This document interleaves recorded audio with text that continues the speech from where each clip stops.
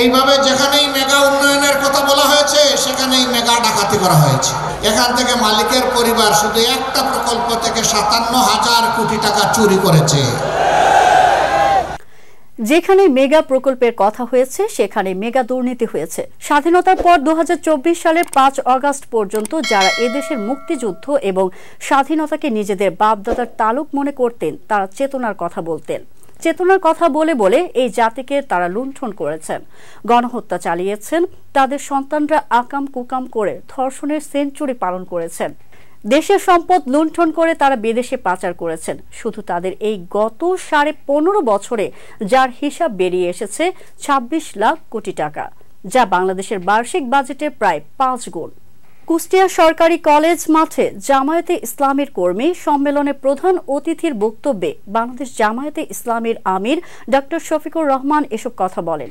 সভাপতিত্ব করেন কুষ্টিয়া জেলা জামায়াতের আমির অধ্যাপক আবুল হাশেম। জামায়াত আমির বলেন, তৎকালীন প্রধানমন্ত্রীর পিয়নের অ্যাকাউন্টে ছিল ৪৫০ কোটি টাকা।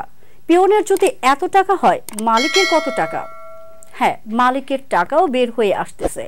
রূপপুর পারমাণবিক কেন্দ্র থেকে মালিকের পরিবার শুধু একটা প্রকল্প থেকে ৫৭,০০০ কোটি টাকা চুরি করেছে।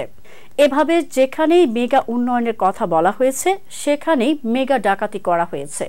একটা পদ্মা ব্রিজ তৈরি করতে যে পরিমাণ টাকা খরচ হয়েছে তা দিয়ে কমপক্ষে ৪টা পদ্মা ব্রিজ তৈরি করা যেত। দেশের টাকা দিয়ে যারা বিদেশে বেগমপাড়া গঠন করেছেন তারাই এই টাকা চুরি করেছেন।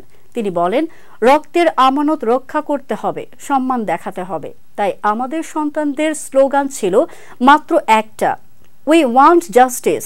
আমরা সব ক্ষেত্রে ন্যায় বিচার চাই, আমরা বৈষম্য চাই না। আমরা আমাদের গর্বের সন্তানদের কথা দিচ্ছি, তোমরা যেমন জীবন দিয়ে জাতিকে আরেকবার স্বাধীনতা এনে দিয়েছ, আমরা প্রয়োজনে জীবন দিয়ে তোমাদের দাবি পূরণ করব ইনশাআল্লাহ। আল্লাহ যেন এই তৌফিক আমাদের দান করেন।